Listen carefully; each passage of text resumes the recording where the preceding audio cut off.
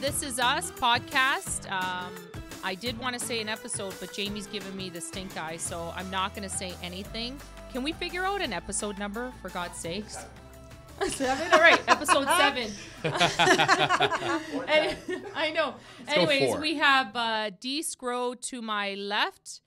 In front of me, I have Dylan Suitor. Yes. I practiced, D. Are you She's proud very of good me? I'm telling Horrible with names. Horrible with names. Yesterday night, I was like, I'm not going to confuse this.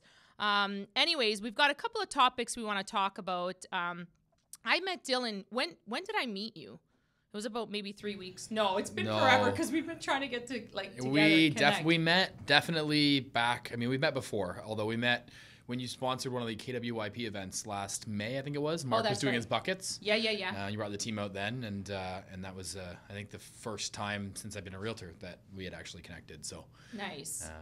Yeah, but so Dylan, give us a little bit about your history. What do you do?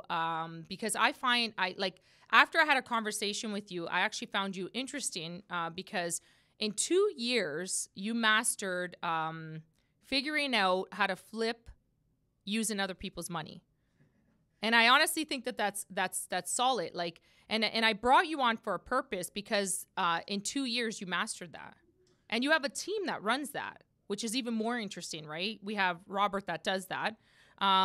So it's smart because you're delegating and you know exactly, and you're you have this plan and it's interesting. So I know you were like, don't center me out.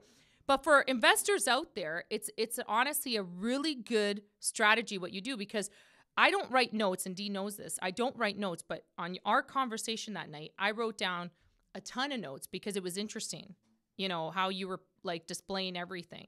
So tell me, how did you get into the business, and how did that look like? Well, I guess I'll start off by saying that what I told you before is probably going to be different from what I tell you right now. Yeah. Because it's never the same. I'd start off with saying that mindset is huge. I realized when I joined Keller Williams actually about mindset and around growth and bettering yourself. I've always done that. And about 12 years ago now, I started my first company. It was a painting business back when I was leaving university. Nice. And I did that. I still have it. Although the first 5-6 years, I was always looking for a coach, a mentor. I didn't know what to do. It was all figuring it out yourself. And so I was kind of growing by failure. Kind of fail forward, and what can you do wrong? And well, I'm not going to do that again. Yeah. So then when I got into real estate 2.5, 3 years ago, that was when I said, okay, well, I want to find a program and a business and a company that has training and education. And that's where it really started.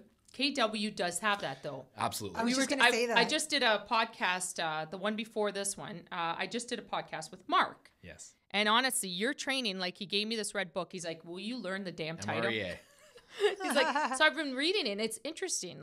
We do motivational Mondays, we do coaching Wednesdays, and she said that when she came from her last brokerage, she's like, I never got mentorship until I came here, right? And that's what I was telling you. You don't want to hire, well, you do want to hire anybody, right? So, but you can train everybody to not be an asshole, right? So you could be a salesperson. Anybody can sell a mortgage, but let's be a good mortgage broker and not an asshole. I think that really comes down to ethics and culture. For sure. Right. And that's what Keller Williams is focused on, is culture. That's amazing. And that's where I really kind of grew. And initially I was like, I don't want to drink the Kool-Aid. Well, now I created shirts with KWYP that on the back, it says, I drank the Kool-Aid. That's so amazing. Funny. With an EH, because then we go to the States and it has the Canada flag. That's amazing. I'm happy I did. And it's got the Kool-Aid man. And I'm like, you know what? Embrace it at this point in time, because I've become the person I am over the last 2.5, 3 years entirely because of the training, education, and the commitment to success that I've given myself. And I've learned that from role models like Mark. That's amazing. So that would be, I think, where I am right now, and people.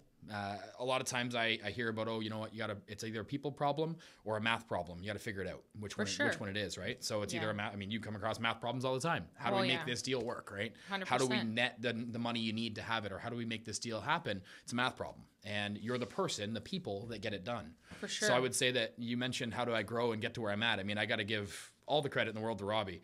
We connected 6-7 years ago, and when we connected at that point in time, this is actually kind of a cool story as well. His mom dated my uncle back in high school. And wow. So his mom came out to a networking event, and she was a part of a networking group I was with for a month or two, and she mentioned that she had a fire in her house, so she had to get it painted. So we did drywall and painting. Nice. While I was there, I was on site, and Robbie and his girlfriend were sitting in the living room kind of crunching out different business models and business ideas, and we got a conversation going, and I introduced him to a grant that I was going through, and I think I got $60,000 or something from the government to propel my business. And I was always doubling my painting company a lot of times through these grants. Good for you. And I remember connecting him to this grant program at Sheridan. And he told me when I talked to him about a year and a half ago now, he said, I knew that minute that you had no reason to give me that. You didn't care. Like, you didn't have any involvement in it, but you did it out of the goodness of your heart. And you want to make sure that it grew without anything back. And he's like, I knew at that point in time we'd be in business together at some point. So do you see how that works? So we've been talking about that, paying it forward, or even helping, or kindness, or an act of kindness, right? You don't have to do it with self-motive, right? It doesn't take anything extra to be nice. Yeah. Throughout the day, right? That's when amazing. someone asks how you're doing, I'm doing awesome. I'm doing great. I'm incredible. Tony talks about it. Tony Robbins talks about breaking the pattern. So if someone's all moody, I talk to some of my agents on it. I say, if you're knocking on doors and someone slams the door, go back to your truck, keep knocking, write a card and say, I'm sorry about whatever day you had. I hope your day gets better, and leave that with a card in your mailbox. And 9 times out of 10, that person will actually turn into business before the person who was nice to you at the door, because they're going to remember you. You broke the pattern. And that's amazing. That's huge. Actually a very good idea. It's a great idea. Now you're going to go door knocking everywhere. Easy way to get business. Dylan's doing Yeah. It's cheap. Door knocking is cheap. Just takes your time. No, I'll listen to Les Brown, and he had a discussion where he was doing door-to-door selling TVs, and just listening to that, it's not easy, right? Like, but if you get upset about it, if you take it to heart, then you're going to ruin the rest of your door knocking experience. I know, it's so true. Whereas if you brush it off and you say, you know what, maybe he got divorced. Maybe something happened. He had a death in the family, or got sick, or got bad news. I mean, things happen, right?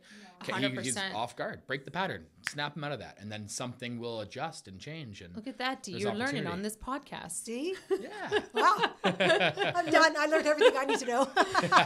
So a couple of things, Dylan, I also want your opinion. I know yesterday, or was it yesterday we connected, you're like, what are we going to talk about? But the federal budget, right? We want to address the elephant in the room. I know you were like, are we going to do something? Are we going to do a post about it? I felt that it should resonate. I know everybody, all the mortgage brokers, mortgage agents, everybody was jumping on top of it, right? Started posting. Do we actually know, like, now we're going to form an opinion on this? We've had a couple of days to resonate with it. Do your thoughts on the federal budget? You know what? Personally, I don't like it. I wish they would have just changed the qualifying rate, 100%. Right? Especially for first-time home buyers. Really, what if they still can't afford? It's that price point. Borrowing money from the government, because you have to pay it back. They're not giving it to you for free. No. Right? How is that helping the client? It's just helping them, okay, for the moment, but again, you still have to pay it back. And worse is, if you change that stress test even by like 0.5%, it makes way more of a, big difference from... Because we deal with this, Dee. This is what we do. Yesterday, we were on the phone, and we had to do 4 different deals. We had to try to qualify, right? And all the government had to do literally was tweak it. Yeah.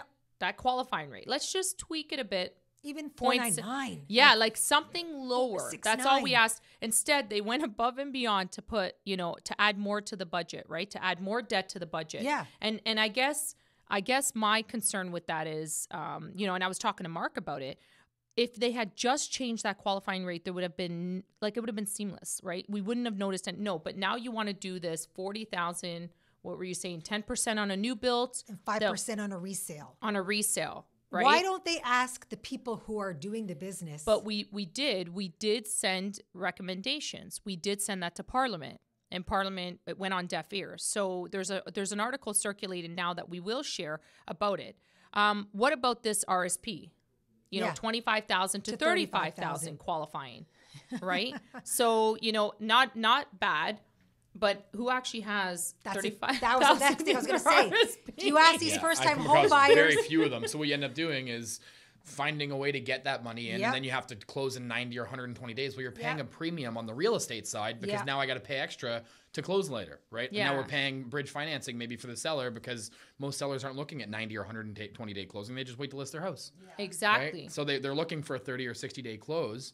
That's going to hurt the ability to actually get the price you want. So now it puts a bit more of a squeeze on our end to try and get that extra value back. 100%. So I was looking at the budget. I guess for 2024, I don't know the exact numbers, but there's billions added on if we go with this budget plan that they proposed. So in November, I don't know what everybody's going to vote. I'm going to hope to pray that people, look at what the government has proposed, make an executive decision. It kind of sucks because, it is our party now that's running our government. But we will be, I think it was 1.33. I'll get the exact numbers, but billion proposed for 2024 to put us more in debt. I clearly see that the budget is not balancing itself.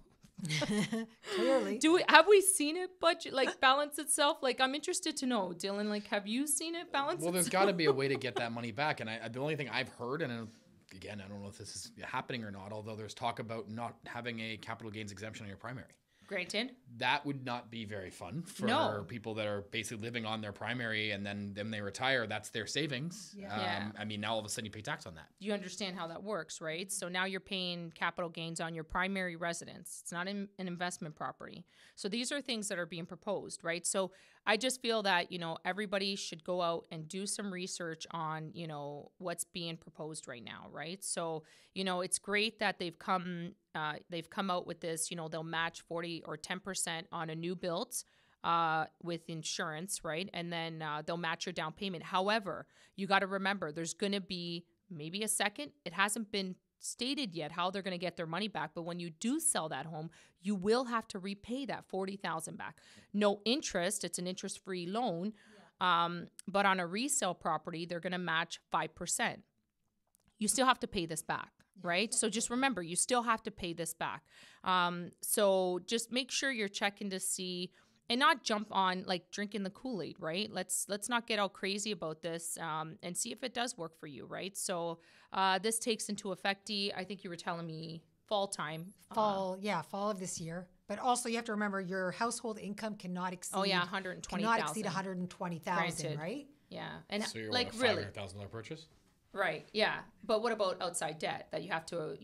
You have to account for. Right? Yeah. So, and how much does 120 actually get us? Do you process how many applications, right? Even you do the main book. So 70,000. So if a client had 75,000 in income, we're stretching it at just over 350, right? So sad. Yeah. But the problem is these car payments, lines of credits, because that's the big thing. That's the biggest thing. Because it's not amortized over 25 or 30 years. Exactly. Right? If they had allowed something like that, why do we have to do a 3% payment on an unsecured line of credit? Tweaking things like that make a big difference on how much you can afford. Granted. Right? But the government didn't look at that. But the government didn't look at that. If they have, $20,000 outstanding balance on a line of credit, okay, yeah, they're not making that payment, but we have to manually change it to $750. Yeah, you have to change it. On top of a car payment, that's $500. That's it. Mortgage payment on There's your mortgage payment. Yeah. So why don't they look at stuff like that? That to me makes more sense, but. Yeah, you are right. When did that 3% took into effect? 3% of all lines of credits, we have to factor that payment in. That took into effect about a year ago. Mm-hmm. And I remember at Scotiabank, they were proposing this, and I think they had it in play for about 6 months and realized it wasn't a good idea and took it out. Yeah. And now it's been a full year now that we've been applying that 3% rule on credit 3%. cards, unsecured lines of credits. Yeah. Even if the payment's just $50, we have to factor in 3% repayment.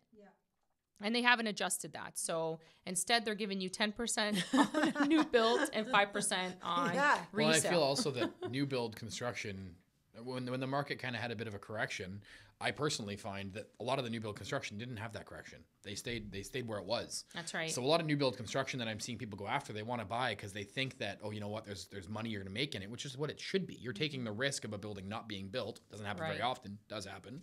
And you're also going to buy something that is under construction. I'm living one right now, and it's under construction for the next 8 months. That's crazy. So, I mean, how are they going to they're going to give more money to someone who's looking at buying new build? I guess maybe to push the construction, and we don't have enough housing.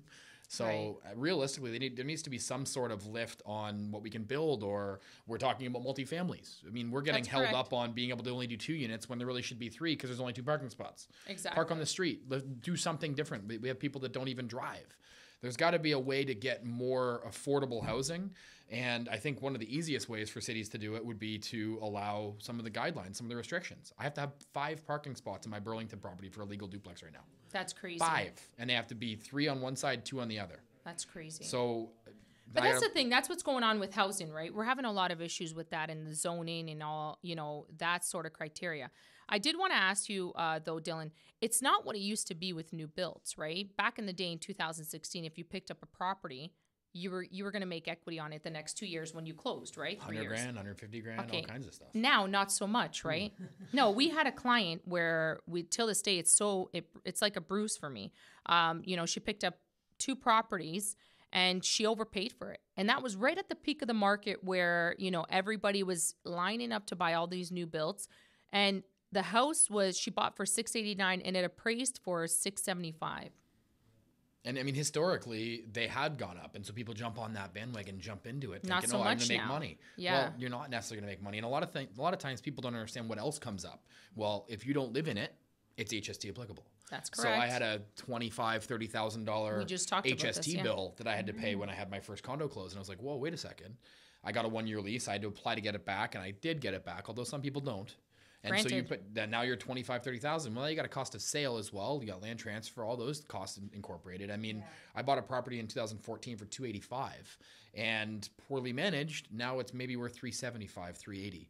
And I'm looking at a property that's literally I put down 60 grand on it in 2014. That's crazy. So here we are 5 years later, and after I sell it, I might make 40, 50 grand. Now you got capital gains. What's the point?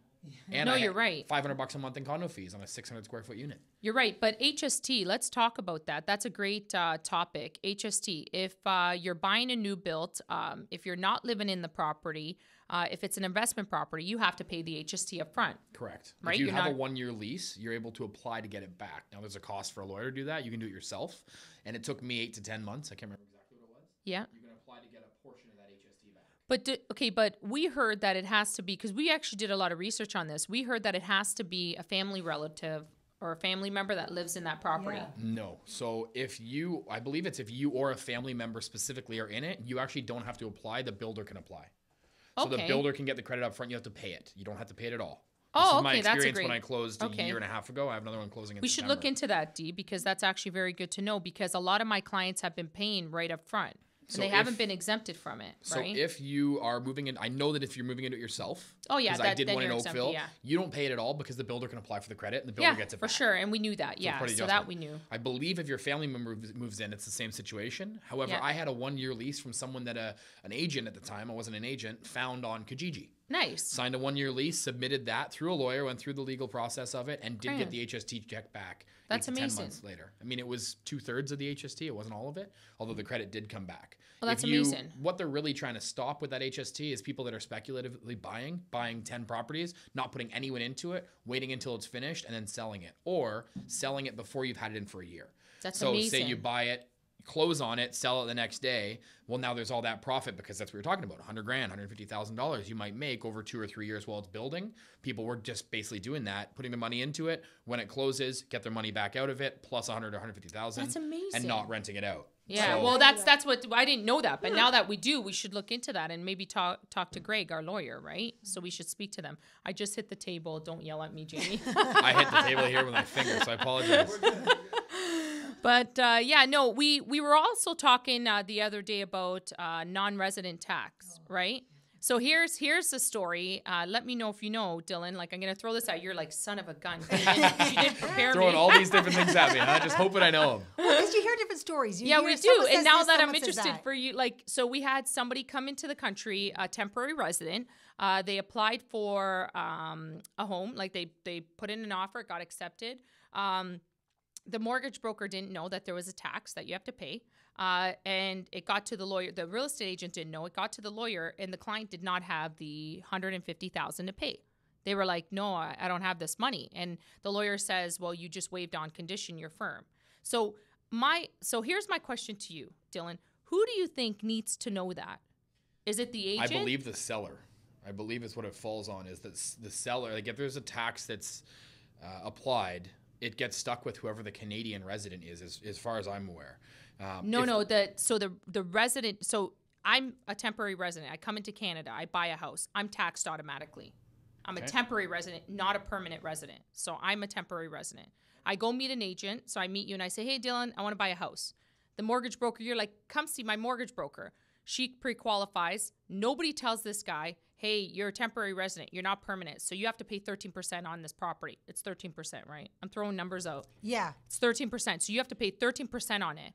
right? So on top of your 20%, you have to come up with 13% Of the purchase price. That's going to be my responsibility by the sounds of it. No, it's not. It's no, so that was the argument, right? So yeah, the agent calls me. So this agent calls me and she says to me, Carm, you know, is there a like this lawyer's telling us? I don't think this. I said, you're kidding me? This was implemented in April 2017. As a mortgage broker or whoever you're dealing with, you should know this, right? Like if you're a mortgage broker, I'm the finance person, I'm the budget person. I have to put this together for you. Like what the hell does the agent need to, like you don't need to know this stuff. And if by the time it gets to the lawyer, it's too late. Like the lawyer doesn't want documents before it's firm. That's it. All my lawyers say wait till it's firm. In certain circumstances, I'll send it to it conditionally. Granted, and I never say it's the agent. So that was the thing. The buyer. So now the buyer's calling me, and I'm on the phone, and I said, you know what? Let's conference everybody in. So everybody gets conferenced in. The mortgage broker's there, so I'm the other mortgage broker, and I say to her, I'm like, she's thinking I'm gonna go rally with her, and I'm like, in all honesty, you're budgeting. You are the budget person. You know their finances. They don't go to the agent and say, hey, I've got 200,000. The agent, so it's good that the agent knows. So we are going to do we're going to do a video on that because clearly a lot of agents don't know about this tax. So just so you're aware, a lot of brokers don't know about it. So I'm like, okay, we need to, so I told her, I said, and I told the client, the buyer, I said, I know she's trying to tell you that it's the agent's fault. It's not. Well, the only time I would see that it could be the agent's fault is if the agent pushes an unconditional offer, which we're going back into. Granted, right? Yeah, Because we have home inspection and insurance and finance. You're right. Then that's going to the professionals. We're going to the insurance broker, we're going to the home inspector, and we're going to the mortgage broker. They had a condition on financing. So that's my thing. So I told her, I said, I'm sorry, this all falls on you.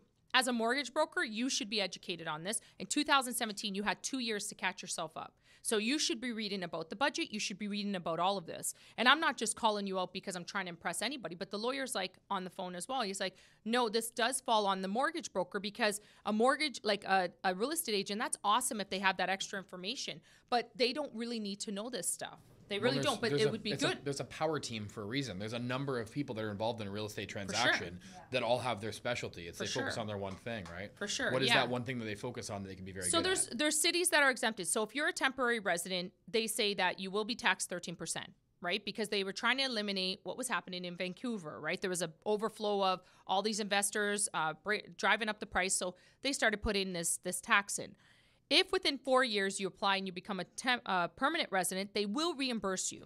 Yes, so I did know about that. Yeah, so they will reimburse you. So, you know, it's not a bad thing, but a lot of people don't have 13%. So when I actually worked the numbers out for the guy, it was on a $1 million purchase. I was like, you gotta have like 13. I'm like, you have to have about 130,000. He's like, I don't have that. I'm sorry. So they had to back out.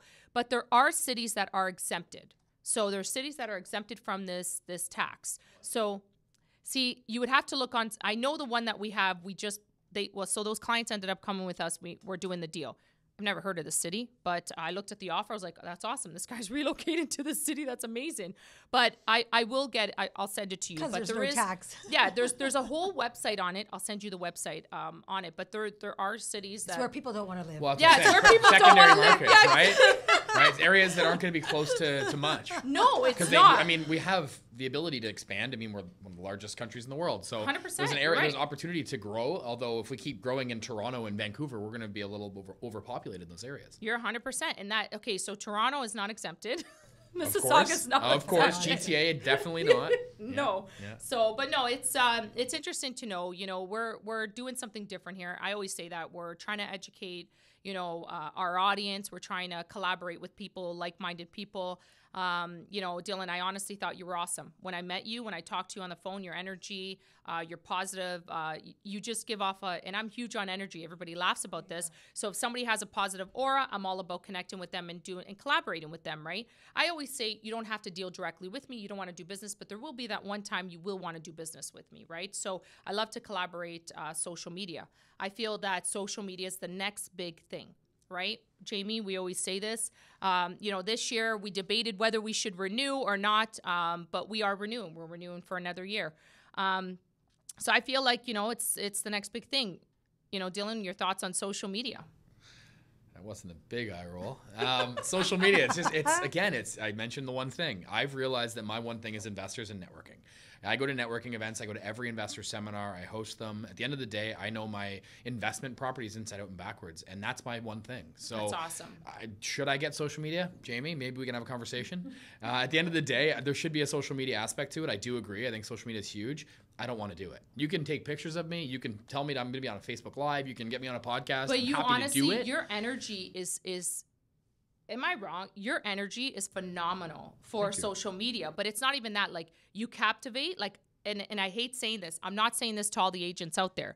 You lose my attention within 5 minutes. I'm going to be honest with you. Anybody will lose my, she's like, I lose her attention all the time. I get it. I see And I have great energy. and I hate it. And So I have great I haven't had a energy. chance to tell my stories yet. They interrupted. Honestly. But you do. But that conversation I had with you, I thought like the whole hour, I actually took notes down, and I never take notes. That's what I'm saying. So I honestly think it's phenomenal what you're doing. I really think you should take on social media. So Great. I'll add that to my plate.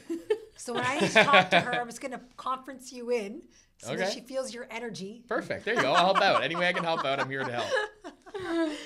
no, that's perfect. So yeah, we'll wrap it up. I think that's good. Dylan, any last words you want to, add? I will not cut you off. I promise. No, it's totally fine. Totally fine. Ultimately, I guess just invest in properties. I mean, I personally have been feeling this new build thing has hurt me over the last little while as an investor. I think there's a huge opportunity to create gentrification in cities by taking single family homes, making them in 2 or 3 units.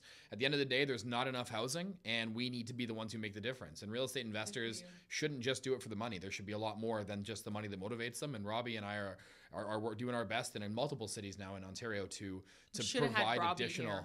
I'm sure Robbie will be on another podcast. You'll have a lot that you can talk to him about, and good luck cutting him off. He's full of he's very set in his ways. I said that every time I tell a story, it's different. Every time he tells his story, it's the exact same. Are you serious? Oh yeah, he's bang on. I mean, I listened to it a few times, and he's got his pitch. He knows exactly what it is, and he's extremely well versed with it. Was very, very confident on it, and there's nothing stopping him. So that's why we connected. It's impressive, and it's amazing. A fun journey so far, and I'm absolutely looking forward to that 100 million. That's awesome. D, any last words? D's like, why? Well, no, everything's always good here, Is it really, though? It is. It's been fun since I've been here. It's only been about an hour and a half. Yeah. It's like this all the time here. Yeah. You That's got a awesome. good team. Good team. All right. That's a wrap for now. Thanks for listening.